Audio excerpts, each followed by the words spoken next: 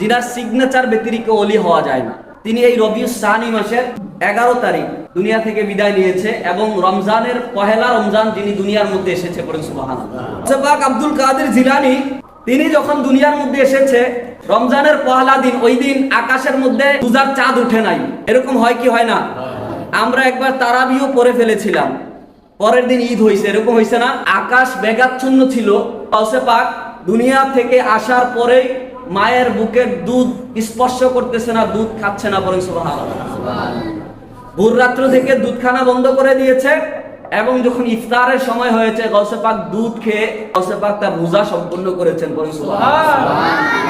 এবং রমজানের 30টা দিন হুজুরে গাউসুল আজম শাহেন সাহেব বাগদাদ তিনি ভোর রাত্রে দুধ পান করেছেন উম্মুল খায়ের ফাতেমা থেকে এবং ইফতারের সময় আবার দুধ পান করে তার রোজা সম্পূর্ণ করেছেন, বলেন সুবহানাল্লাহ।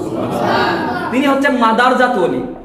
কিছু আল্লাহর ওলি আছে দুনিয়ার মধ্যে এসে তার ইলমের কারণে, তার মাহারাতের কারণে, তার ভালো কাজের কারণে, তার কর্মের কারণে আল্লাহ রাসূলকে রাজি করে খুশি করে আল্লাহর ওলি হয়।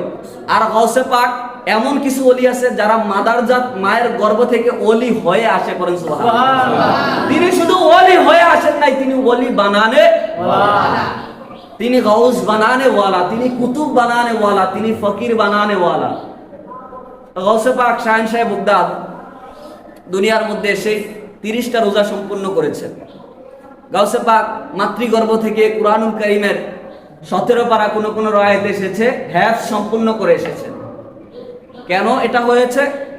আমাদের এখানে দেখবেন সন্তান হয়, সন্তান যখন গর্ভের মধ্যে থাকে আপনি যেই কাজটা করবেন আপনার সন্তানের উপরে সেই ইফেক্টটাই পড়বে।